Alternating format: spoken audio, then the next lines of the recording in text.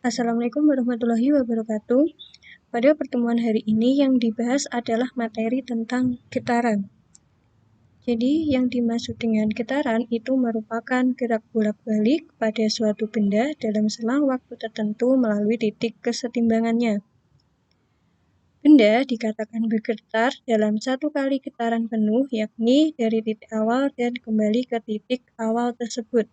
Nah, contohnya di sini ada sebuah bandul.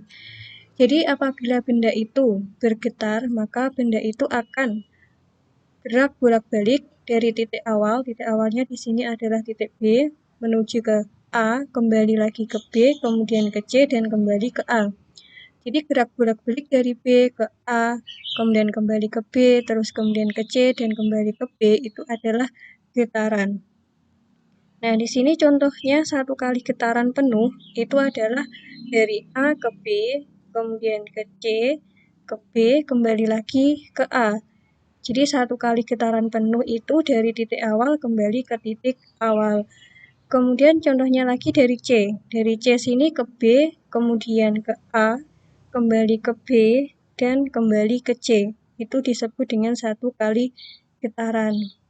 Nah, apabila benda itu bergetar dari A ke B, kemudian ke C, dan selanjutnya itu kembali ke B, itu disebut dengan setengah getaran. Tetapi apabila benda itu setelah dari B kembali ke A, itu disebut satu kali getaran.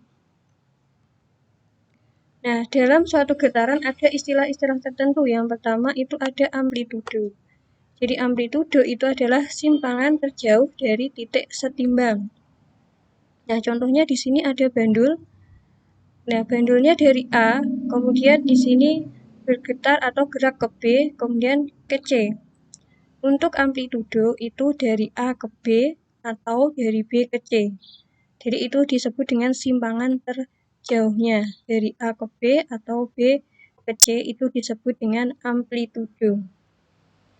Nah, kemudian yang kedua ada periode getaran atau disimbolkan dengan T besar. Jadi periode getaran itu merupakan waktu yang dibutuhkan untuk melakukan satu kali getaran. Jadi dalam satu kali getaran itu dibutuhkan periode dalam waktu tertentu. Nah, di sini untuk periode dirumuskan T besar sama dengan T per N. Karena periode itu adalah waktu yang dibutuhkan dalam satu kali getaran, maka dirumuskan T besar sama dengan T per N. Di mana T besar itu adalah periode yang satuannya sekon, T kecil itu adalah waktu, satuannya sekon, dan N adalah banyaknya getaran. Yang kemudian ketiga itu ada frekuensi atau disimbolkan dengan F kecil. Jadi yang dimaksud dengan frekuensi merupakan banyaknya getaran dalam satuan waktu. Nah, untuk rumus frekuensi itu dirumuskan F sama dengan N per T. Nah, N-nya itu adalah banyaknya getaran, T kecil adalah waktu. Kemudian frekuensi itu bisa juga dirumuskan 1 per T besar atau 1 per periode. Kemudian apabila mencari ini T besar ya, T besar atau periode itu dirumuskan 1 per F. Dan F itu adalah frekuensi satuannya Hertz.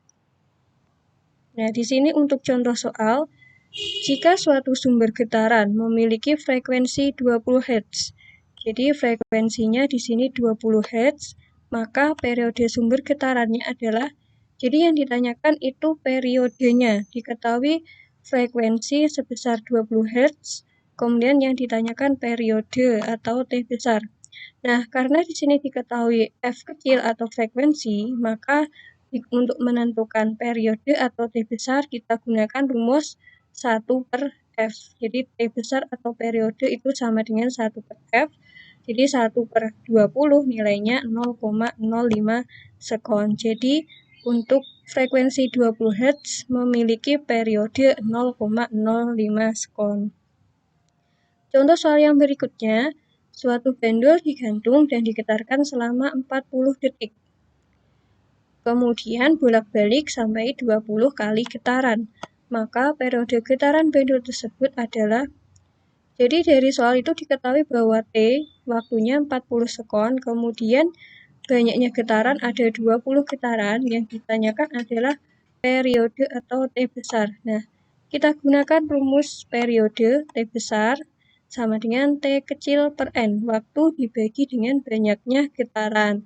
Untuk waktunya di situ 40, jadi 40 dibagi banyaknya getaran 20. Jadi 40 dibagi 20 sama dengan 2 sekon. Nah, jadi itu adalah pembahasan untuk materi getaran hari ini.